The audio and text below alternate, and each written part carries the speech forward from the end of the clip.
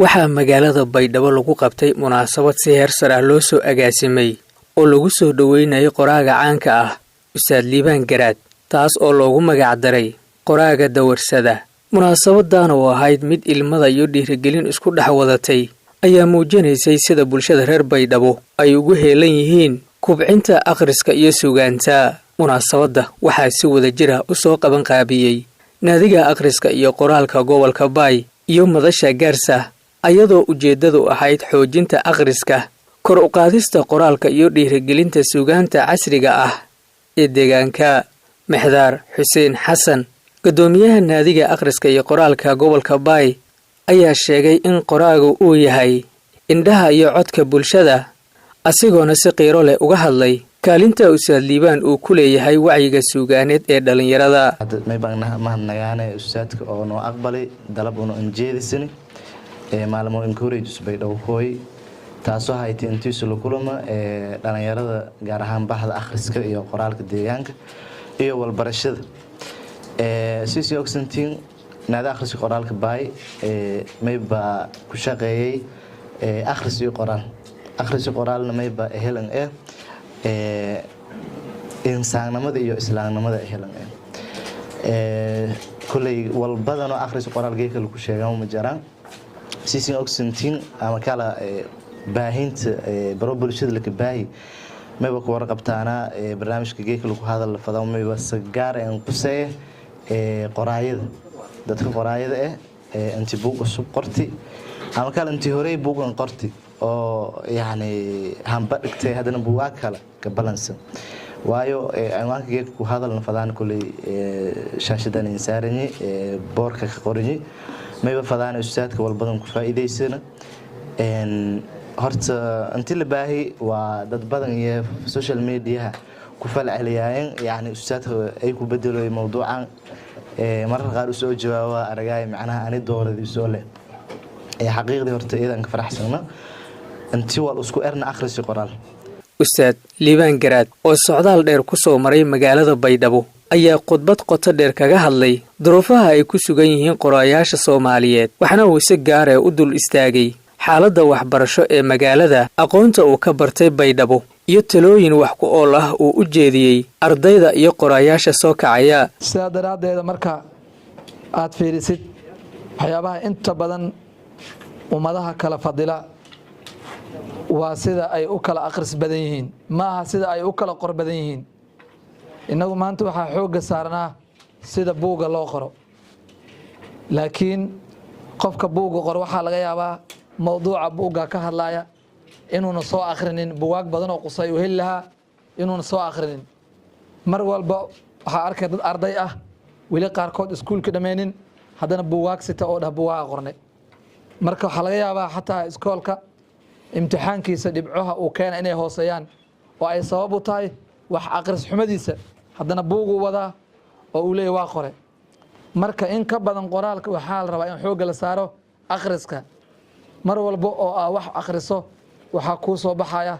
macluumaad aad u badan oo muhiim ah. waxaan u mahad celinayaa saaxiibadii soo qaban qaabiyay barnaamijkan, sidoo kale dadka waqtigoodii qaaliga ahaa soo huray ee halkan yimaaday inayna dhageystaan ayagana waxaa leenahay waa mahadsantihiin. waxaana munaasabada ka soo qayb galay arday, macallimiin, suxufiyiin iyo qaybaha kala duwan ee bulshada, kuwaas oo si weyn u muujiyay xiisaha ay u qabaan kulanka. ka qaybgalayaasha ayaa si gaar ah ugu mahad celiyay gudoomiyaha naadiga akhriska iyo qoraalka iyo Ustaad Liibaan, ayagoo tilmaamay in talooyin laga faa'iiday ay yihiin kuwa wax badan laga dhaxli karo maadaama uu yahay bare muddo dheer u soo joogay suugaanta iyo akhriska. maanta kulankan quruxda badan waxaa ka faa'iideysanay inuu qoraaga mise oo qofka inuu buug qoro aysan u qorin kaliya inuu buuga sida loo gato mise ganacsi oo ka sameeyo, oo loo baahan yahay inuu soo bandhigo wax faa'iido ah oo qoraagaas mise buugaas oo soo bandhigayo oo noqdo buug bulshada wax u taraayo. may dheerayihiin cilmiga ama culmada iyo cilmiga wal isdhaxtaalow runtii marka kood horta ma dhawaayay lanka oo barnaamijka martaninka guud ahaan meel dheer ninku kooy Ustaad Liibaan Garaad horta mid kood dhawaaye oo runtii hasiin dhajeelaadi geek walaanka fayl walaal iskala jeelada nis jeelada ama la iskala jeelada in yeeto cilmo waan runtii geek eedan ka farasanteen badan oo qaybgal qaybana ma hanagay naadiga akhriska iyo qoraalka baay qaybtiis waxbarashada iyo tacliinta ee Gaarsa qaybtiis waxbarashada iyo tacliinta ee Gaarsa oo barnaamijkan haqabangaabidi eedeedan kuma hanagaan umar walbana yani garab surun dadka qorayaasha reer koonfur galbeed meel biyo rogan garab si hayt eedan kuma hanagaan barnaamijkan geekan qabagaabiyaan eedan waa sintin ustaadkan ma balaa eedeedan waa sabta kulliyan wala comment ku dhiibdo male kaliya maxaad ilin basay ka koobe eedeedan waa sintin waxaan ma celinayaa dhammaan inta ka soo qayb gashay kulankan quruxda badan ee galabta la isugu yimid sidoo kale waxaan ma celinayaa naadiga akhriska qoraalka baay